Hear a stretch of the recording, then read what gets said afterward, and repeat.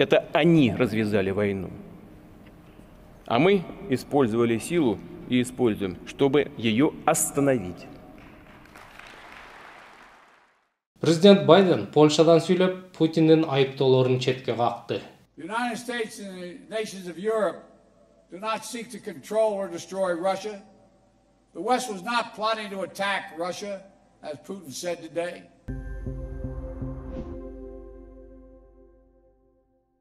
Украинадагы согуштун 1 жылдыгын утурлай АКШ президенти Джо Байден атайын Киевке учуп келди. Ал Путиндин Украинага кол салганы жаңылыштык болгонун, АКШ Украина менен аягына чейин турарын, 700 танк дагы $500 миллион жардам берерин айтты. 21 февралда Путин Федерация кеңешине кайрылуусунда согушту батыш баштап, аны токтотуш үчүн Орусия курал колдонууга аргасыз болгон деп батышты айыптады. Это они развязали войну. А мы использовали силу и используем, чтобы ее остановить. Президент Байден Польшадан сүйлөп, Путиндин айыптоолорун четке какты. The United States and the nations of Europe do not seek to control or destroy Russia. The West was not plotting to attack Russia, as Putin said today. Президент Байден Варшавадагы сөзүндө АКШ НАТОнун 5-чи беренесине ылайык милдетин толук аткарарын убада кылды. Ал беренеге ылайык НАТОга кирген мамлекетке бирөө кол салса, блоктун башка мүчөлөрү аны коргойт. Бул сөздөр айтылганда Орусиянын эмки бутаасы болуп калышы мүмкүн делген Молдованын президенти Байдендин жанында турду. President Sandu is here today. I'm not sure she is, but I'm proud to stand with you and the freedom-loving people of Moldova. Give her a round of applause. Путин менен Байдендин сөзүн салыштырсак, Байден Путинден 4 эсе кыска сүйлөдү. Ошол эле күнү Кытайдын жогорку даражалуу тышкы иштер өкүлү Орусиянын коопсуздук кеңешинин катчысы менен жолугушту. Орус медиалары Бейжин менен Москванын мамилеси аскадай бекем деп жазып чыкканы менен Кытайдын расмий билдирүүсү Орусия күткөндөй анын Украина боюнча позициясын колдоп чыккан жок. Документте тараптар Украина маселесин талкуулашканы гана айтылат. Жалпысынан айтканда Кытайдын позициясы бейтарап калды. Ошентип Украинадагы согуштун 1 жылдыгы дүйнө лидерлеринин жигердүү аракеттери менен коштолууда. Албетте, Украинадагы согуш Кыргызстанга дагы өз таасирин тийгизди. Кыргызстанда биринчи жолу нак доллар табылбай калган күн келди. Дары-дармек, азык-түлүктүн баасы асманга учту. Дүкөндөрдөн күнүмдүк көнүмүш болуп калган товарлар жоголуп кетти. Бул сөздөрдүн чынтөгүнүн жана анын натыйжаларын кенен-кесир талдап беребиз. Менин атым Чоробек Садамбек. Бизди көрө бериңиз. Жазыла элек болсоңуз каналыбызга жазылыңыз. Кеттик анда. Путин кайрылуусунда Украинанын эли менен согушпаганын айтты.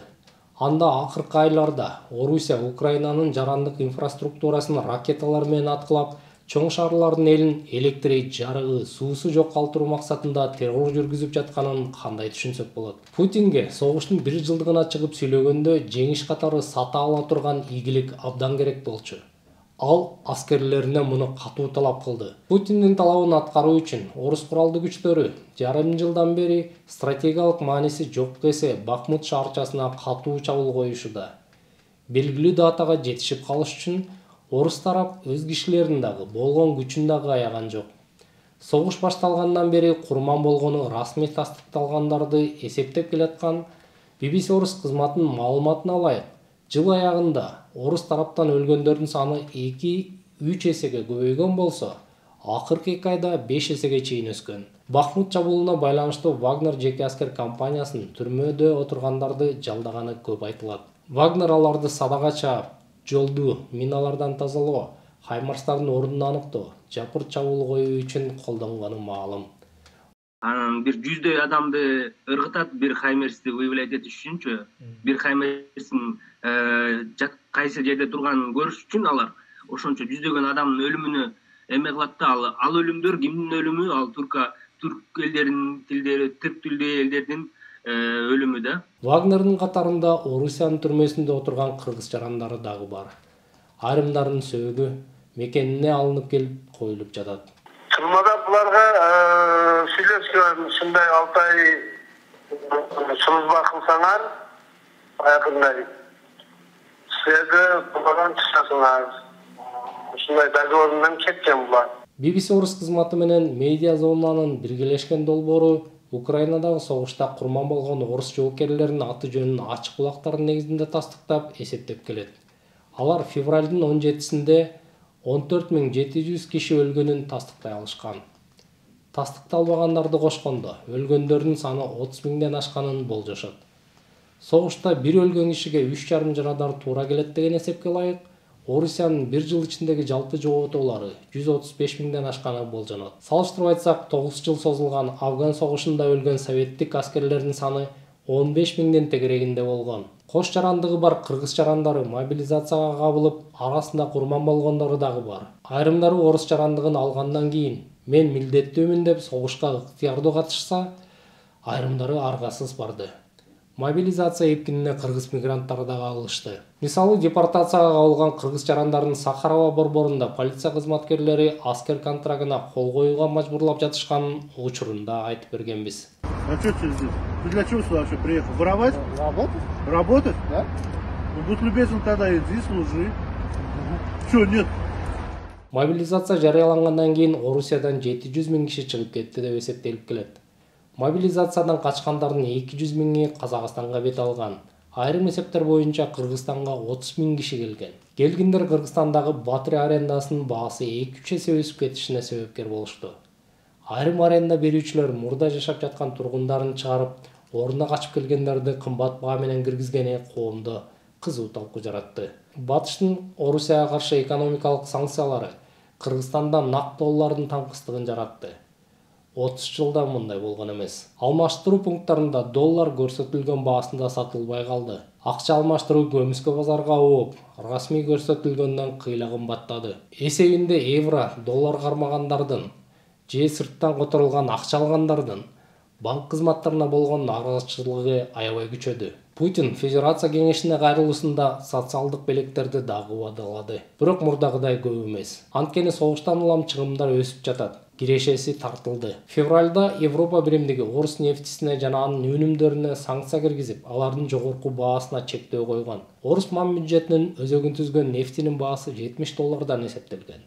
Учурда анын баасы $50 төмөн турукташып калды. Мам бюджет жаңы бааны көңүлгө алуу менен кайрадан эсептелип чыкмакчы. Деген менен санкциялар орус экономикасын күтүлгөндөй катуу жабырката алган жок. Эксперттер мунун себебин Орусиянын согушка атайын даярдык көрүп, алдын ала акча топтоп, керектүүсүн камдап алганы менен түшүндүрүшөт. Эмне үчүн Орусия пландагандай Украинаны бир аптада каратып албады? Мисалы, орус чалгыны Путинге туура эмес маалымат бергени, Украинада орус дүйнөсүн колдоого бөлүнгөн акчанын желип кетиши, орус армиясынын чамасы чактыгы, анын курал жарагынын эскилиги, Украинаны батыш өлкөлөрүнүн бекем колдоп чыгышы жана башкалар. Азырынча бир нерсе так белгилүү, согуш дагы көпкө чейин уланат. Байден айткандай, батыш өлкөлөрүнүн Украинаны колдоосу бекем болот, Путин күткөндөй. Алар артка чегинген жок. Кытай дагы Орусиянын позициясын колдогон жок. Демек, Путин дагы азыр басып алган жерлерин кармап калып, сүйлөшүү жолу менен бул территорияларды өзүнө кошуп алганга аракетин көрө бермекчи. Украина болсо өзүнүн территориясын толугу менен бошотуп 1991 жылкы чекке чыкканга аракет кыла бермекчи.